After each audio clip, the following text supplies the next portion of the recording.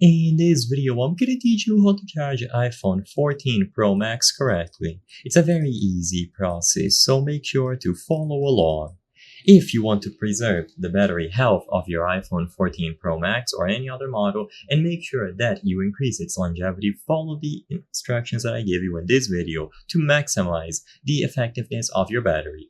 So, the most basic thing that you can do is to always use official Apple accessories. Using Apple's official USB-C to Lightning cable and a compatible Apple power adapter like the 20-watt USB-C power adapter that I'm showing here is the recommended way to charge. These accessories are designed for optimal performance and safety, so these will take a lot of stress off of your mind. Simply by using them, you are ensuring that you are using accessories that are verified by Apple.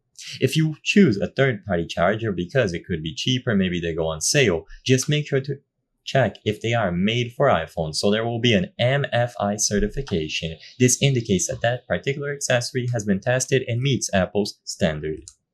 Next, to actually charge the phone, make sure that you plug one end of the cable into the iPhone, another one into the power adapter. Double check to see if they are securely attached, and then you can plug it into any valid power or a wall outlet. If you want to do wireless charging, then you need to purchase another accessory like the MagSafe charger. The iPhone 14 Pro Max has MagSafe, which is Apple's magnetic wireless charging system. So all that you have to do is place the phone on this stand and you will be able to wirelessly charge it. It is a very convenient way to charge your iPhone without having to plug it in every time. Now, for best practices regarding battery health, you can find the optimized battery charging feature by going to settings, battery health and charging, and then optimized battery charging.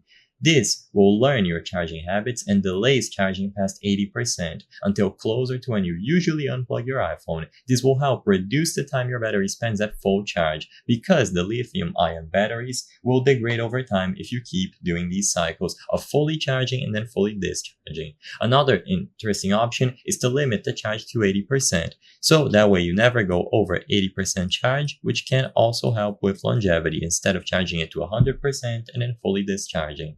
Avoid extreme temperatures while charging, and you will be able to extend the lifespan of your iPhone battery. I hope I was able to help you on how to change iPhone 14 Pro Max correctly. If this video helped you, please be sure to leave a like and subscribe for more very easy tips. Thank you for watching.